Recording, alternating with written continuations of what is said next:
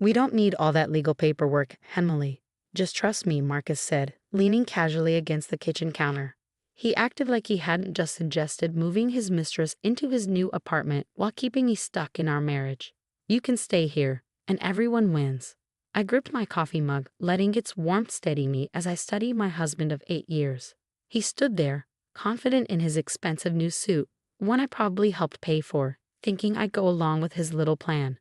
My name is Emily. I'm 34, and I was watching my husband try to have it both ways. The irony wasn't lost on me that we were in the Victorian house my grandmother left me, the same grandmother who taught me about dignity and self-respect. So let me get this straight, I said calmly. You want to move in with Jessica, your 26-year-old assistant, but you don't want a legal divorce or financial settlement. Marcus grinned, mistaking my question for agreement. Exactly. No lawyers, no court drama. You keep the house, I get my freedom. It's perfect. I sipped my coffee, thinking about the legal document sitting upstairs, the one Marcus never read when my grandmother passed away. He was too busy with a very important deal to even attend her funeral. And what about our joint accounts, the investments we made together? I asked. He waved a hand dismissively. We'll figure that out later. Jessica and I found a great apartment and the lease starts next week. I just need to know you won't make this difficult. The morning light shone through the stained glass windows, casting colorful patterns on the hardwood floor. My grandmother had restored those windows herself. I remembered cleaning them with her as she shared lessons on family, loyalty, and self-respect. You know, I said, rinsing my mug, Grandma Rose always said trust is earned, not given. Marcus rolled his eyes. Not everything has to be a lesson from your grandmother, Emily. This is about happiness. Jessica makes me happy. Can't you understand that? I dried my hands, thinking of the clause Grandma Rose had added to her will, the one she explained to me years ago with a knowing smile. Sometimes, dear, she had said, the best way to protect yourself is to let people think they're getting what they want.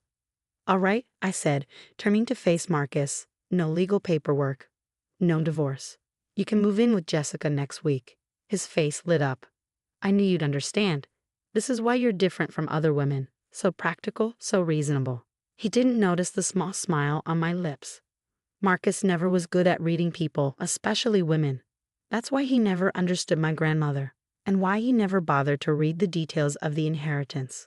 I'll start packing tonight, he said, checking his expensive watch, another thing I helped him afford. Oh, and don't worry about the joint account. I'll still cover my share of the house expenses. I nodded, watching him practically skip out of the kitchen, already texting Jessica about their victory. As his footsteps disappeared upstairs, I walked into my grandmother's old study, now my study. I opened the bottom drawer and pulled out the leather folder containing her will. On page 6 was the clause she had added, in her careful handwriting. If the spouse of the inheritor abandons the marriage without legal dissolution while maintaining financial ties, all joint assets shall be automatically frozen and placed in trust. I traced my fingers over her signature. Grandma Rose had seen through Marcus the first time she met him. She knew his type, charming, ambitious, always looking for an easy way out. That's why she had put this clause in place, along with several others Marcus was about to discover. Thanks, Grandma, I whispered, listening to Marcus hum as he packed. He had no idea what was coming. I picked up my phone and sent a quick email to Mr. Patterson, my grandmother's lawyer. It's time. Marcus is moving out Monday. Please proceed with Protocol R. His reply came within minutes. Everything is prepared, Emily. Your grandmother would be proud. I smiled, thinking about how shocked Marcus would be when he learned what keeping things simple really meant. From upstairs, I heard him laughing on the phone, probably with Jessica, celebrating his win. Let him laugh. Monday was coming. Monday arrived with the kind of crisp autumn air my grandmother had always loved. I sat in my study, watching through the window as Marcus loaded the last of his boxes into his BMW. He'd been cheerful all weekend, acting as if he were doing me a favor by leaving. I left my keys on the counter, he said, stepping back inside. I'll transfer my share of the house expenses tonight. See, we can be civil about this. I nodded. Of course. Have a good life, Marcus. He hesitated, maybe surprised by how calm I was.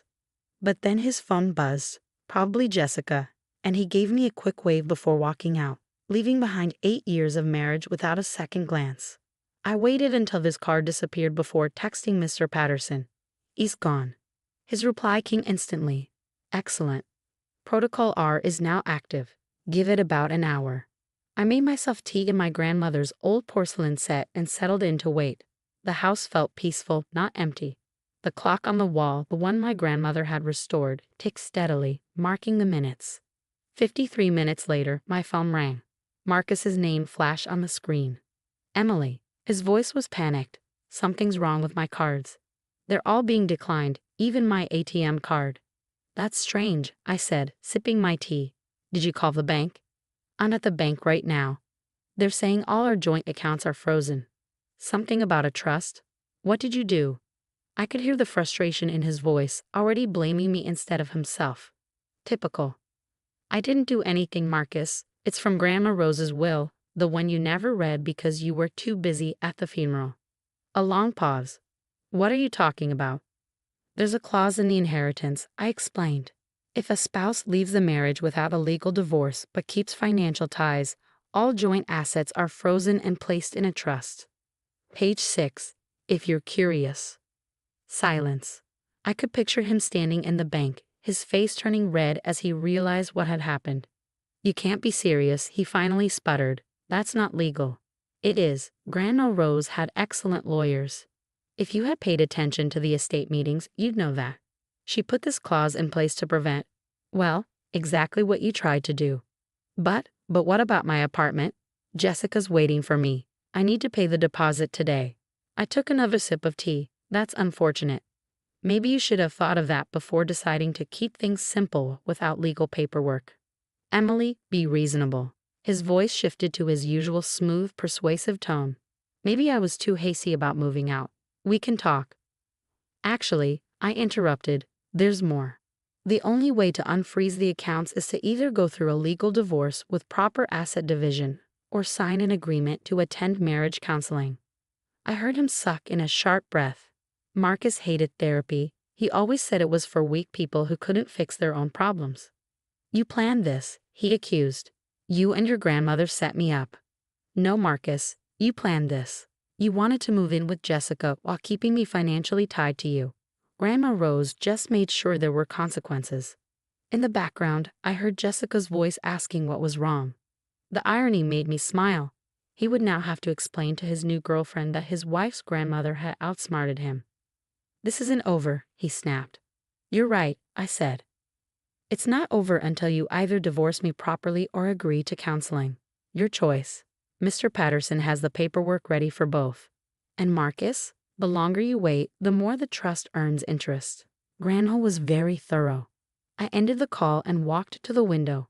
The autumn leaves were turning gold and red, just like my grandmother had loved. Autumn shows us how beautiful it is to let things go, she used to say.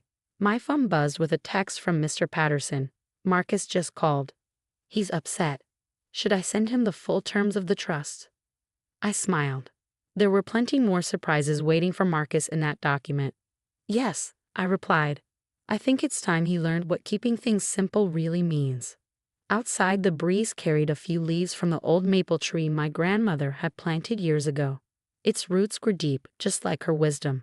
Marcus was about to learn that some lessons come with a hefty price. 2 weeks later, I sat across from Marcus in Mr. Patterson's office. His hands shook as he signed the divorce papers. Gone was his expensive suit. He now wore wrinkled khakis and a faded polo. His hair was messy, and dark circles shadowed his eyes. The past 2 weeks had been rough for him.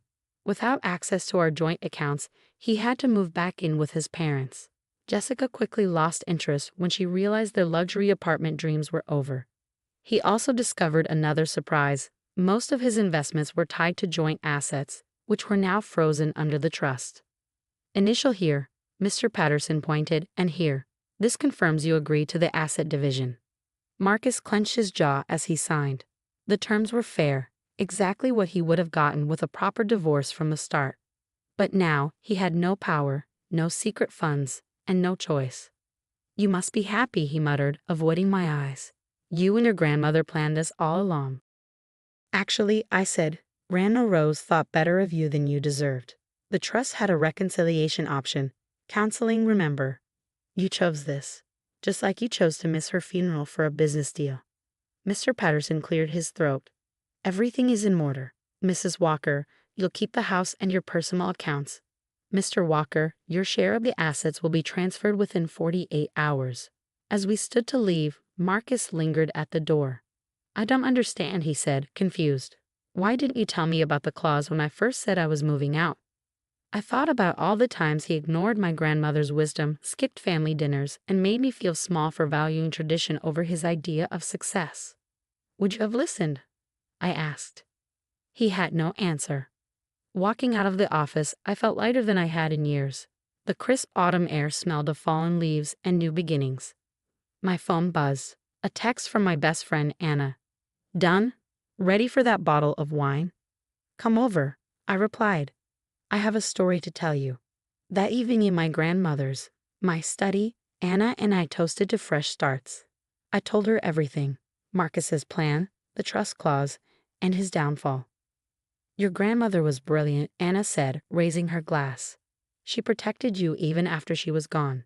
I smiled, touching the leather folder that held her will. She understood people better than they understood themselves. She saw through Marcus from the start. What about Jessica? Anna asked. Did she really dump him over the apartment? I laughed. Yep. She didn't want to live with his parents while he sorted things out. Last I heard, she's dating one of the partners at his firm. Karma, Anna grinned, pouring more wine. Looking around the study, I felt my grandmother's presence. The room held her favorite books, old photographs, and pieces of a life well lived. She always said real wealth wasn't just money. It was wisdom, self-respect, and knowing when to stand your ground. You know what's funny? I said, running a finger along the spine of her favorite book. Marcus kept saying he wanted to keep things simple. In the end, that's exactly what happened, just not the way he planned. Anna raised her glass. To Grandma Rose, the queen of long-game revenge. Not revenge, I corrected, smiling. Justice. She always said there's a difference. Later that night, after Anna left, I sat in my grandmother's rocking chair by the window. The moonlight streamed through the stained glass, casting soft patterns on the floor. In my hands, I held the last letter she'd written me. My dearest Emily, it read. Strength isn't about never getting hurt. It's about knowing how to protect yourself. Some people will take advantage of your kindness. Let them think they're succeeding, right up until they learn their lesson. I folded the letter and looked at her portrait. Her eyes twinkled with that mix of wisdom and mischief. Thanks, Grandma, I whispered, for everything. Outside, the autumn wind rustled through the trees, carrying away the last traces of my life with Marcus. Tomorrow would bring new challenges and new adventures. But tonight, I celebrated the wisdom of a woman who had known exactly what I would need, long before I did. Sometimes the best endings aren't about winning or losing. They're about knowing your worth and walking away from those who never saw it in the first place.